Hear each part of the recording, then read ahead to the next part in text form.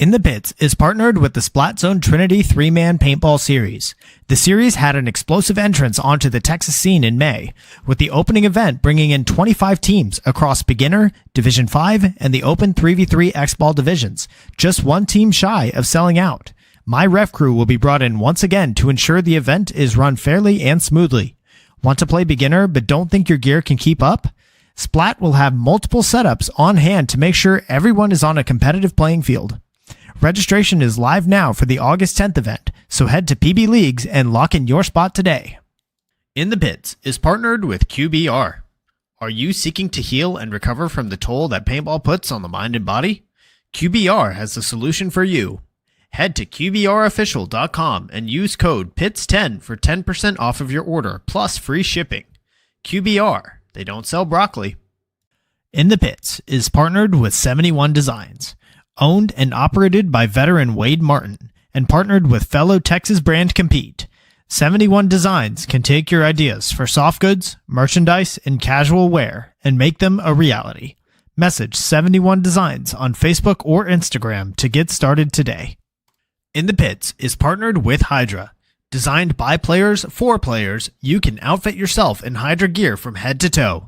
Have confidence that when you make a purchase from Hydra, you are purchasing a well-tested and well-thought-out product, trusted by several top teams, including World Cup Pro Champions Paintball Fit. I personally recommend their Hydra Black knee pads. Purchases over $100 receive free shipping. Head to hydra.fit to browse their selection and discover the Hydra mentality. In the Pits is partnered with the San Antonio 3v3 Paintball Series. The series provides local players with an affordable, fun opportunity to experience the excitement of tournament paintball and has already seen events sell out. I personally am the head referee for the series and I can't wait to see you there. Visit SAT3v3.com for details on upcoming events or head to PB Leagues to register your team today. In the Pits is partnered with BEM Wraps. Behind every mask is a unique and creative player. Tap into it when you order your next custom headpiece. Their Build-A-Band lets you communicate with them one-on-one to make your order just the way you want, all the way down to the color of the stitch. Check out their Instagram at BEMWraps for drops and build videos of them working on orders. They offer very competitive pricing, so reach out today to get started on your own one-of-a-kind headpiece. In the Pits is partnered with Mariachi Águilas de Oro. Based in Austin and servicing the surrounding areas, these Golden Eagles will bring life to any event you are having, from birthdays, anniversaries, holidays, corporate events, or even a simple performance to enjoy. Guillermo Padilla, one of their trumpet players, is also a member of the Texas paintball scene. Visit them on Facebook and Instagram to check out some of their past performances, or give them a call to book them for your event today. In the Pits is partnered with Texas pro player Jared Sherman. In a world where saving time means making money, Jared's local seed bank is making waves in Texas, carrying a large assortment of Texas-approved varieties for use in the Texas Hemp Program, seeds for novelty use, as well as premium genetics bred for solventless extraction. Jared Sherman has the ability to satisfy even the most sophisticated collectors. Head to his website and use code INTHEPITS for 10% off of your orders. In the Pits is partnered with XTPL Events. The Xtreme Tournament Paintball League is a series put on by the Lukow family of Paintball Fit fame that gives the opportunity for players to learn and grow together as a team. 3-man, Challengers and Champions X-Ball, Draft Mech X-Ball, Super 7s, U3v3, even glow-in-the-dark Mech X. There's something for everyone at XTPL. Not to mention prize tosses, raffles, and the infamous paintball munching contest. Events happen throughout the year, and the prizes never disappoint. Sign up for an XTPL event today on PB Leagues. In the Pits is partnered with Get Dat Shot. Get Dat Shot is a local Texas videographer with numerous events experience filming on the Major League Paintball pro field. Needing coverage for an upcoming event? Message him at getdat_shot on Instagram and let him know In the Pits sent you. In the Pits is partnered with Paintball Kumite. Paintball Kumite is a program designed by Colt Roberts of professional team San Antonio X Factor to take paintball players of all ages, experience levels, and skill groups and mold them into champions. The program breaks the game down into small, easy-to-learn sessions designed to help you master the fundamentals so that you can elevate your game. Newcomers to the program get a free 1-hour introductory class when mentioning In the Pits. To sign up for a class, message at Paintball Kumite on Instagram.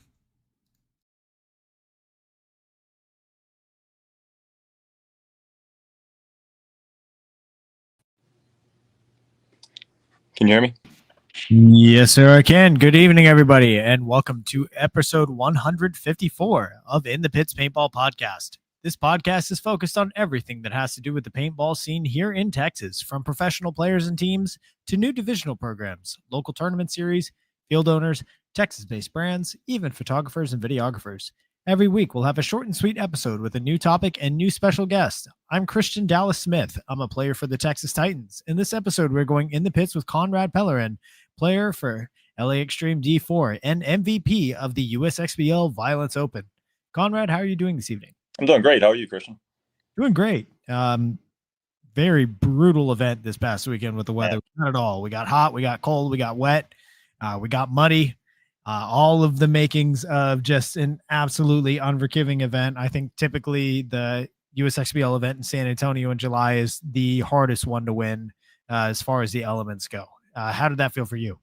It was definitely hot, man, especially Saturday, man. It was super hot. I mean, we're a little used to that being from South Louisiana, but man, it was kicking Saturday for sure. Sunday wasn't too bad, but the rain was honestly expected.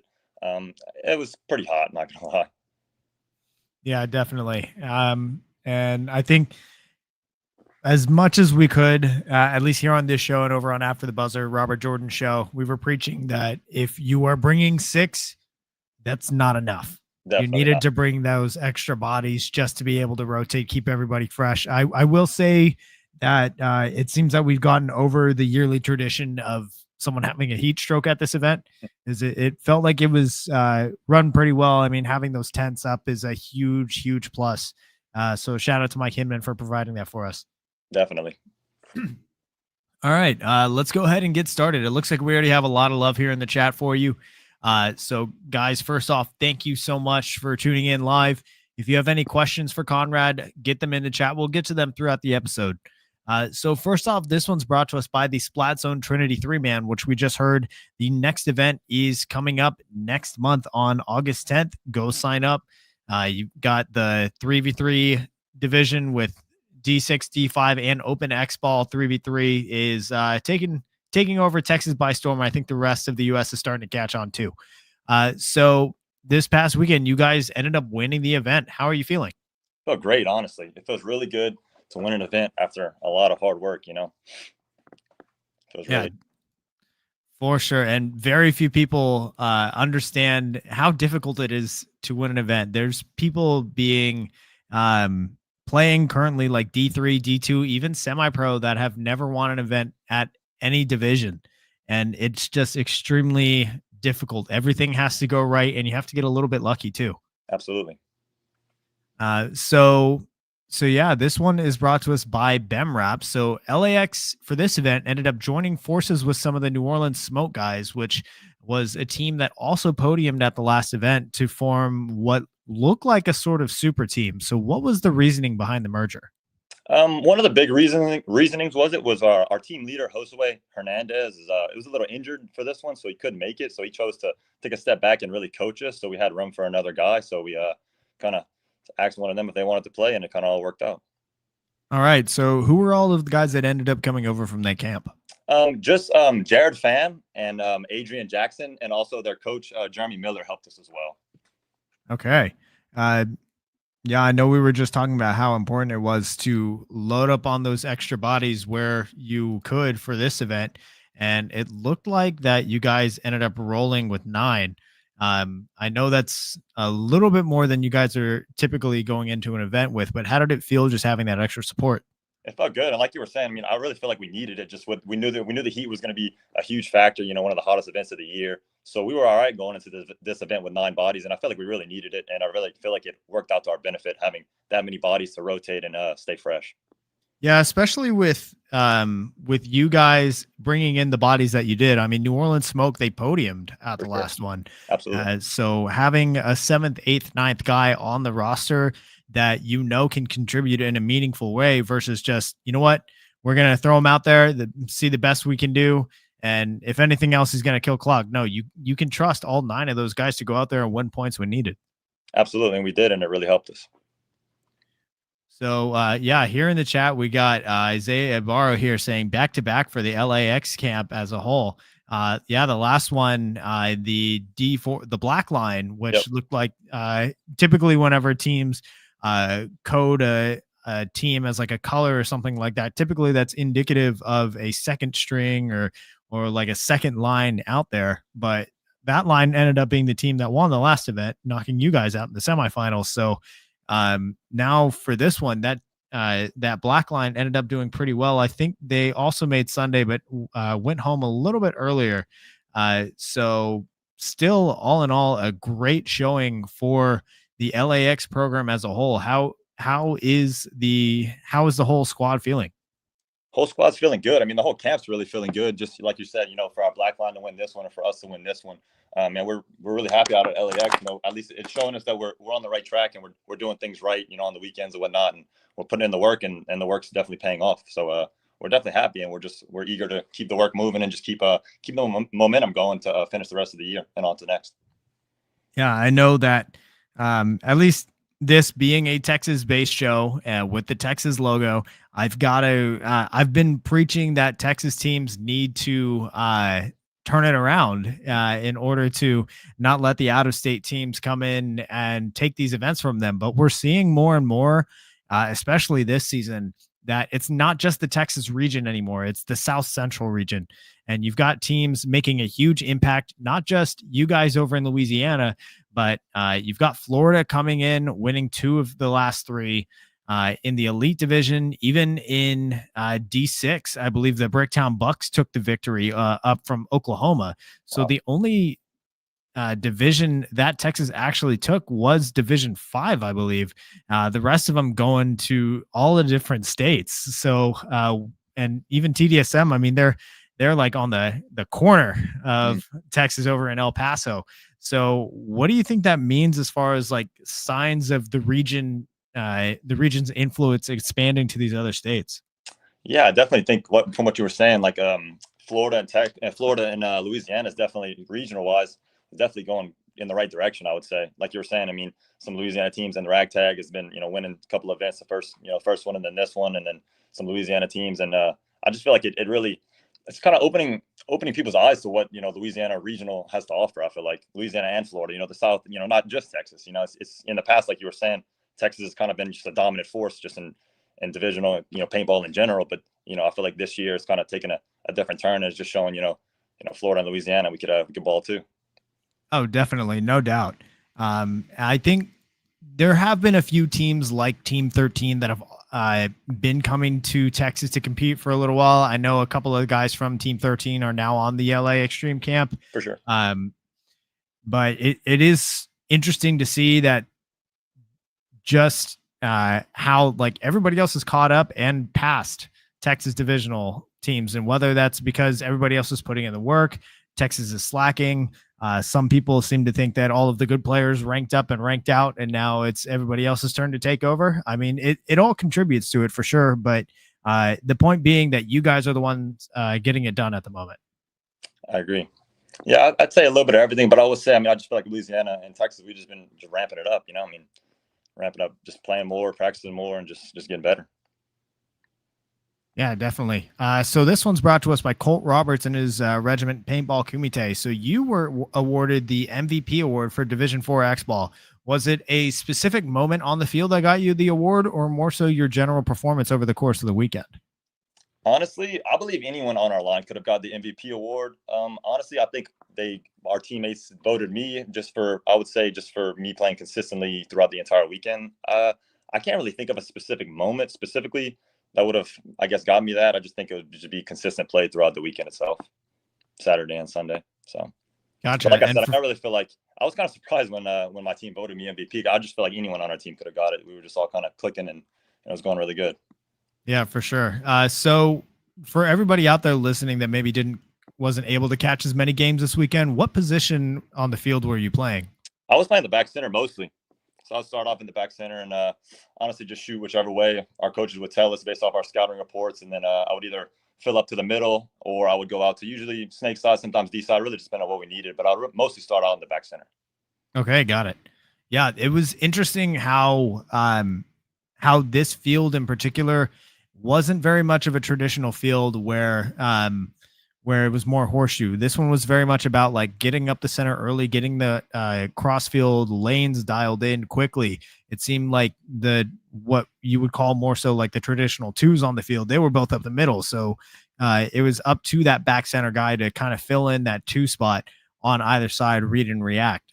So it doesn't surprise me that you were playing that role, because that player definitely needed to be one of the players with better vision, better communication, and better decision making.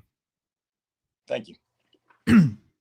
So, yeah, this one is brought to us by Mariachi Aguilas de Oro. So, as we were saying, this event is typically the most brutal of the year. It went from hot and humid, and then we had that point midway through on Sunday where the temperature just dropped 20 degrees out of nowhere, and then the downpour came for about an hour, and then it got humid again. So, how did you and your team prepare, knowing that this event is typically unforgiving? Like you said earlier, we picked up one more body. We went with 9 instead of, we usually go with 8, so we wanted to have a little bit extra legs for everyone to stay fresh, and we just made sure to really just hydrate a lot and just be mentally prepared for the heat itself. I mean, like I said, coming from South Louisiana, we expected it. We experience it every weekend essentially, but man, it was hot this weekend, so we kind of knew what to expect, and we just stayed hydrated and really just pushed through it. So, not just your typical practice weekend environment helps you to prepare for it, but what are some things that, as far as like the extra supplies or equipment that you're bringing in the pits, like extra coolers, water, are you making sure to have someone in charge of maintaining your paint, things like that? What are all of the ways that the specific game planning, as far as like your support staff and behind the scenes, that contributed to your win? For sure. So support staff was huge this event, especially in terms of paint management. We just do like what most people do, just use a cooler for it, make sure it stays cool, make sure it stays out of the sun, make sure to have as many waters as we can on deck, pickle juice, salt tablets, things like that, just to stay hydrated, keep the electrolytes flowing, keep the water on ice. We made an effort to have cold water throughout the event, in a separate ice chest. So paint with ice chest, and then water's in another ice chest, and liquid IVs, pickle juice, just electrolytes, just kind of all of the above, just to stay hydrated and fresh. Yeah, and all of that contributes and makes a big difference. If you don't have any one of those things, that can have pretty big implications on the rest of the game. Like if you take away ice for the paint, suddenly you're bouncing a lot of people. It was very humid, and paint management was at a premium. If you did not have a cooler with ice for the paint, then your shot suffered for sure. Absolutely. So here is a question here in the chat from Jordan Williams. He asks, I want to know what the vibe in the pits were going into that last point, knowing y'all had to hold the line. Man, vibes were good. We knew that last point, a minute 35. We were confident that we were going to be able to hold them off for that long, man. They pushed it. They got hairy there towards the end. It got really close, but we were confident that we were going to be able to hold them off for, a minute 35 up a point, and we ended up doing so. But yeah, the vibes were a little nervous, but, confident at the same time. Yeah, that's a good one. I mean, that all you have to do is your job, right? If you just stick to the plan, then you're going to come out on top. And you can give up a little bit of ground, just as long as you don't give up the ground that's right in front of your buzzer. That's all that matters. Mm-hmm. So this one is brought to us by the XTPL events. I want to get more into you and your background. So for those listening that maybe don't know about you, how long have you been involved in the tournament paintball scene? Tournament paintball scene. So started playing tournament paintball in about 2018. So we've been off and on since about 2018. And when I say I'm actually an identical triplet. So I have 2 other brothers that look just like me. And me and one other one play for LA Xtreme D4 currently. So when I say we, I just mean me and my brothers. So we've been playing since about tournament paintball, speedball since about 2018. So we played D5, about 3 events in D5 in 2018. Didn't play much in 2019 just because dealing with graduating high school. So we were seniors at the time and just doing school. So didn't play too much in 2019. Started playing Division 4 in 2020. Pretty much played all of Houston USXBL in 2020. Took a little break in 2021. Played 1 D4 event then. 2022, we ended up in the spring of 2022 joining Team 13. Played a couple D4 tournaments then. A couple more D4 tournaments 2023 with Team 13 again. And then we kind of rebranded as this LA Xtreme this year, and then a little bit of last year as well. A couple tournaments in D4 last year and then this year as well. So on and off since about 2018. All right. Yeah, I didn't realize that you had played the 2020 Houston USXBL. We actually played y'all, I believe, in 2021. I believe Texas Titans, right? Yeah, and then before that, you actually played my team, the I-35 All-Stars, during the event. But I do remember playing them. Yeah, yeah, and that was the Hurricane event, as it was. It was. Yeah, I still remember that. That was my very first win, and that event was like we had a stacked line. We were all ranked D4 at the time, but the players on that line was like Paul Hubert, former Austin Notorious Pro player, Jared Sherman, current San Antonio X Factor player, Rene Rodriguez, who's been on Notorious, been on Diesel, and then goodness, who else was on that? I feel like we had one or two other guys like myself, Dylan Strickland, who are on the Titans, and Phil Kong. And I think we had one more guy. I can't remember. I think it was Cade Brewer is his name. I don't think he's playing anymore, but like half the team eventually went pro. Right. That's awesome. So that was your first win back then? That was my first win. Okay. Wow. Yeah. That was 2020, I believe. 2020. Yeah. Wow. So yeah, coming back in 2020, going straight to D4. I know obviously the scene was very different at that time as far as like the competitiveness in D4, and like D5 I think was just starting to get X ball. But what was the thought behind going straight into D4 versus like staying in D5 when you probably could have with your points? Yeah, we definitely could have stayed with D5. But we went try out for a team called Pressure out of a little local field in Baton Rouge, Louisiana, and they really wanted us to play D4 with them, and they're the ones that kind of gave us the confidence in ourselves to just jump right to D4. And honestly, I don't think it was really a bad move. I mean, we did pretty well. We got a lot of experience in the Division 4 out in that Houston in that 2020 season, and I think it was well. All right. So since then, what teams have you played for? So I'll just go, I guess, back in 2018, we played for Louisiana Royals out of a field right outside of Lafayette, Louisiana in 2018.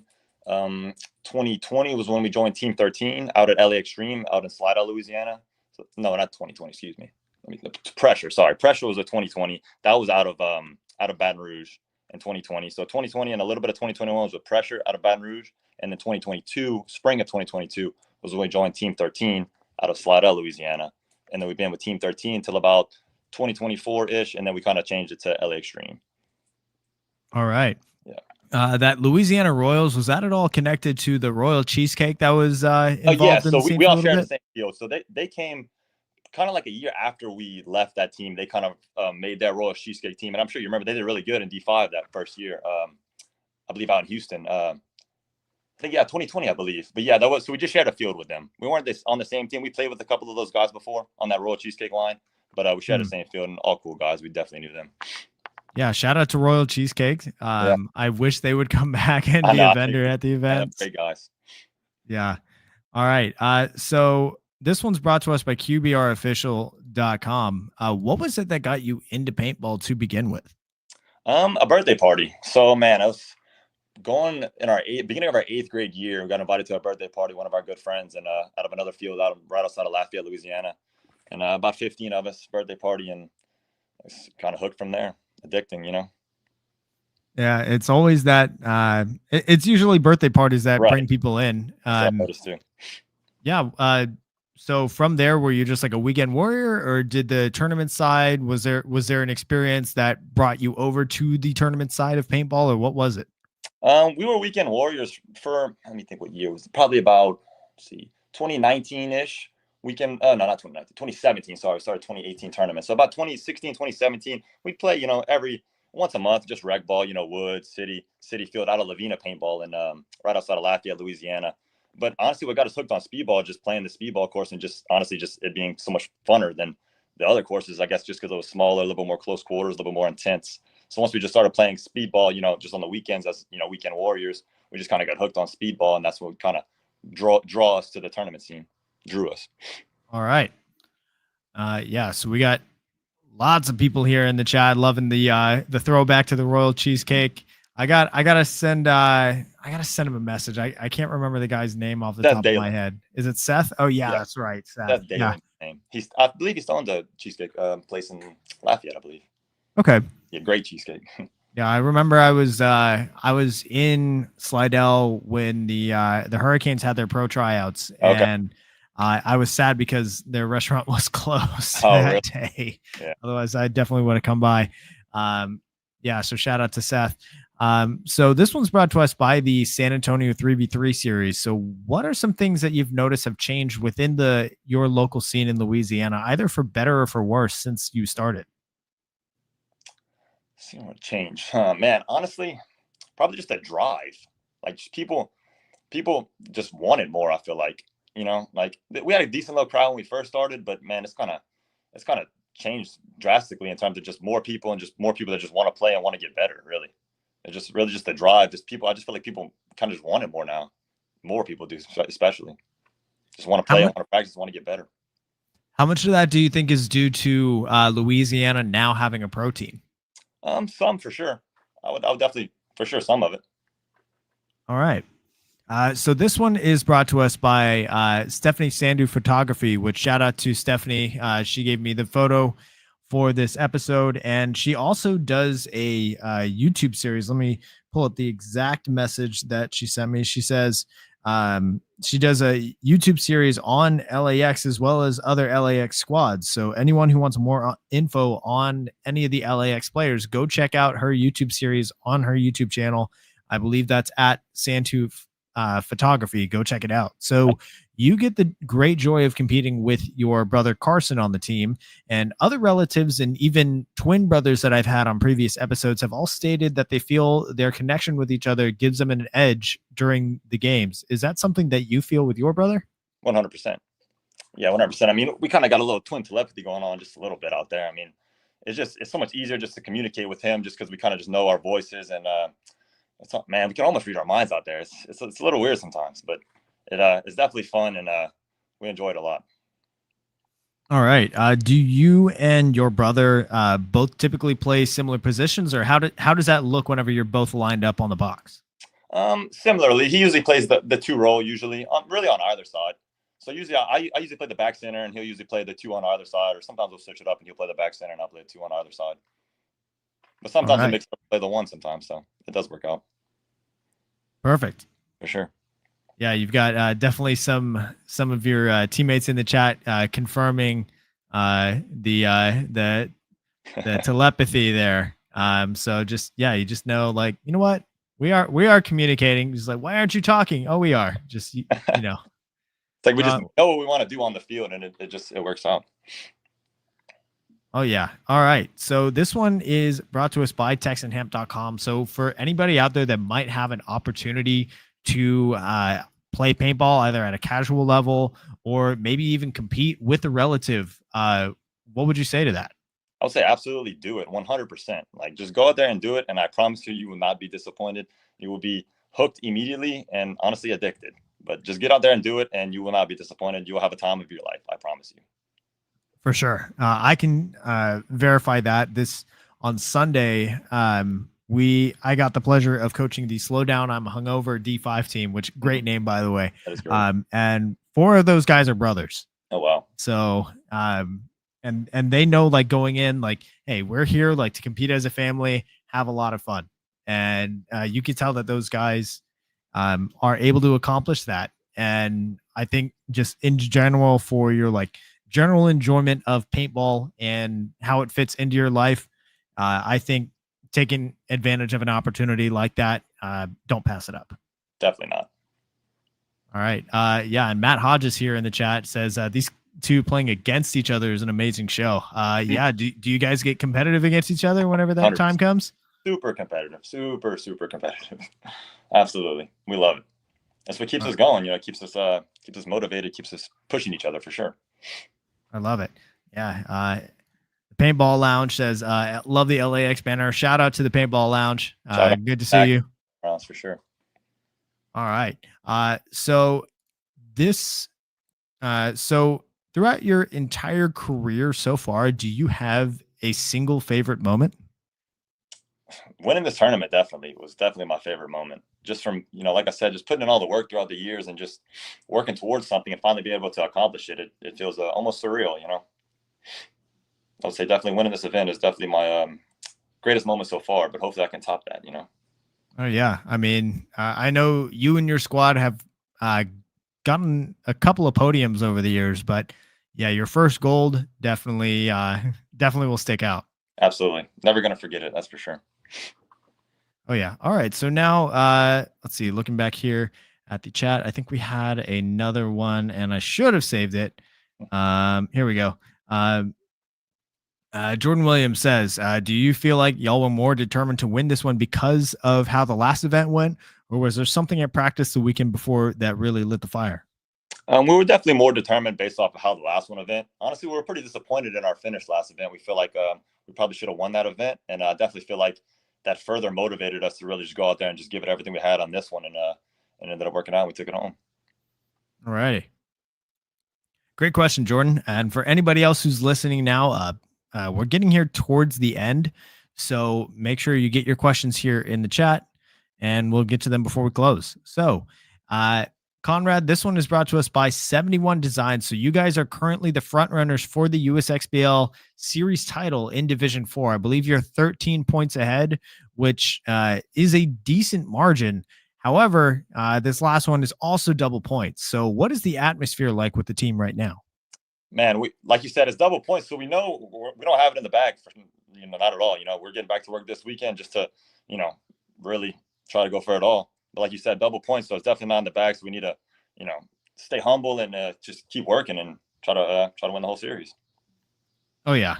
So looking at as far as like the points breakdown goes, so the gap between first and second place at the series finale is 8 points.